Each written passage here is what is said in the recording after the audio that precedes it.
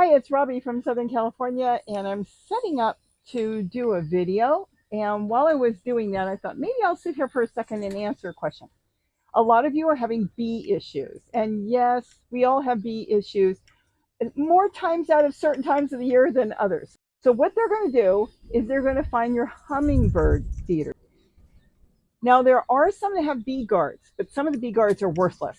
The company just put something together that looks pretty and it's not going to work because the bees can still get in there. If the hole is big enough and they can get their, let's call it their dipper in there, get far down in there, it won't matter. So here is the best one I have found. It's going to cost you a lot of money. I'm joking. Walmart has their own design hummingbird feeder. They actually designed it. I called the company First Nature. You know, I get that mixed up all the time. It's either Nature First or First Nature.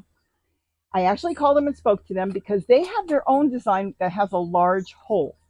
And I love that one. I use it all over. It does cost more money. They're about $10, $15 each. I don't know why, but they're more money. Same feeder, a little bit, maybe a little bit bigger on the base, but the whole container, everything is basically the same.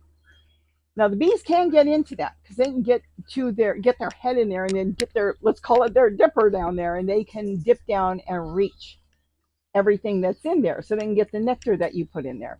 Now the one that was designed by Walmart has tiny slits. They're so fine on some of them that you can't even get your fingernail in there. Now some of my hummingbirds didn't want to use it at first because they were used to the other one I was using with the larger hole. And by switching them out, they were like they touch their beak on the hole where you would feed from the nectar, and because their beak touched on both sides and they were touching the plastic, they would jump back and they wouldn't use it. But I will tell you, they'll get used to it. So here's what I did. To use it for everyday use when I don't have bees, I've gone with my soldering iron and I've made all the holes bigger just by putting it in on the back side, because for some reason when you use a soldering iron, you put it in on the back side, this side will be smooth, this side will be a little rough.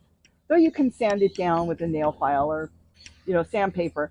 But the point is, that's what I have found. So I went through and did all the holes larger. It has quite a few holes for them to sit at and feed. So it's a fantastic feeder. I've also kept the set untouched. And I have made some of the holes just a tiny bit bigger where the bees can't get in, but the hummingbirds can. So there's different ways you can manipulate that feeder. And that feeder costs you $4. You can't ask for anything cheaper, that is so well made, so easy to clean and take care of and maintain, that it's one of the best feeders I have ever seen. So I buy a lot of those. $4, just check them out. Now, when I have bees, I have to pull a lot of these feeders down, move some of them where the bees don't know, because the bees have a direction of where they're going. And if the feeder is here, they'll go to the feeder. And if the feeder is here, they sometimes won't even go there because they have a path in which they go back and forth. So I move the ones with the larger holes somewhere else, and then I set up the ones with the thin slits where they've been feeding. If you can't get to it during the day, you may have to wait and do it at night. Set up the feeder in the evening when the sun is down and the bees are gone. And when they come in the morning and they can't get into it, a lot of times they'll leave and go find someplace else to feed. Or you can take the feeder off, and after about 2, 3 days, they'll keep returning to see if the flower ended up opening. Then they'll go somewhere else. That's another thing. So you can remove the feeder, but then you've got hummingbirds looking for feeders. And that's why I kind of scattered them everywhere. And I know that the hummingbirds know the different places they can go to. That feeder has been really good. So if you've got a bee problem, look at it. I'll put the link to it. I'm allowed to do that now on YouTube, and you'll see the little picture. Tap on it.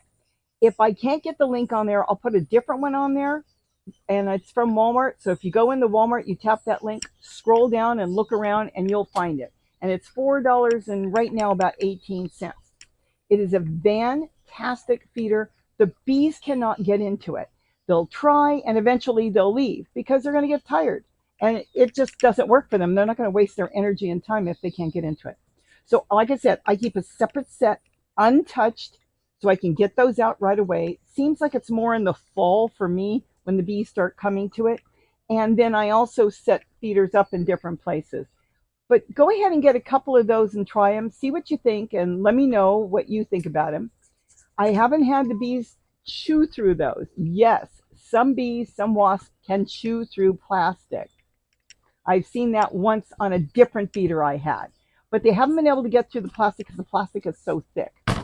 So it works really, really well. Try it out, and I think that will be the answer to your problem and your issue to get the bees to go somewhere else. You could also designate one for the bees, kind of scoot it over out of your way so you're not walking into it, and then you can hang feeders up in other areas where the bees will go to the one that's easier to go to, and then the hummingbirds can feed on the regular feeders.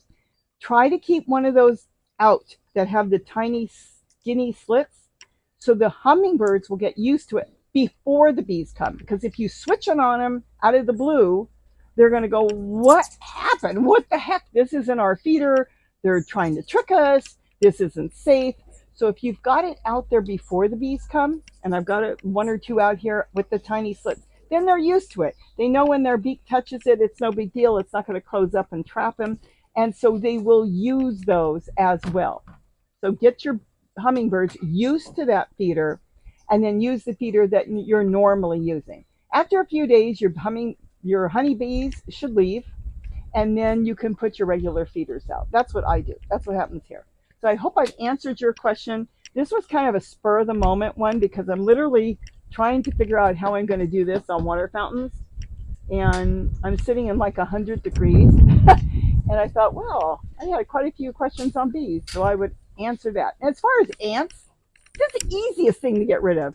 I've got videos on how to make an ant moat for free. You can buy them for $7 out of copper or metal if you want. But for free, you use a ramekin, a piece of wire. Go check the videos out I've put up. You can make big ones. You can make little ones. Whatever will work for you. And that's the end of the ants. Our ants in the United States do not swim. There's only one type of ant that can get in the water and swim. They found that in Australia. Here they cannot. So as long as there's water in there, do not put anything in the water. Don't put soap in the water. Don't put oil in the water. Don't do that because the hummingbirds occasionally will come and take a sip of plain water out of the ant moat. You don't want them to dip their beak in there and find oil or vinegar or something else. There's no reason for it. Just check it periodically. If it goes down the water, just refill it, and your ants will not be able to swim across. I guarantee you that because I've never had that. Some of you said they swim. They don't swim.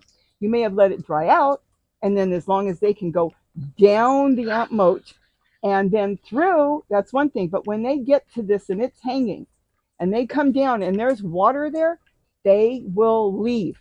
It's a sense. They consented that there's no more nectar for them because they can't get to it. The nectar's under here, the water's in there. So they come down the wire.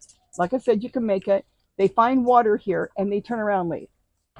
I don't worry about ants. The only time I worry about ants is when I'm too lazy to go hang ant moats out. But that's the only reason I'll have ants. And again, that's another thing that tends to kind of come out in the fall when it gets really hot and dry and they can't find enough moisture, or they're looking for something to store for the winter. Then they'll start looking for nectar in anything that they can find, the ants.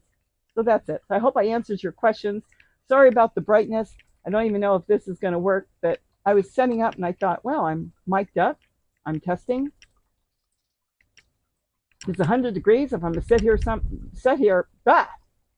going to sit here anyways, might as well do something creative. With that, have a wonderful day, and don't forget to eat what you grow. Bye-bye. Okay, now will this work for fountains? So what's in here? We're going to make a water fountain out of this. And I've got hummingbirds feeding there, so you can't see anything. I don't know if you can see the fountains behind me. That's what I'm trying to figure out. I've got fountains all around me. It's going to be on fountains. I haven't done this before. If it was covered, I could do a quick video.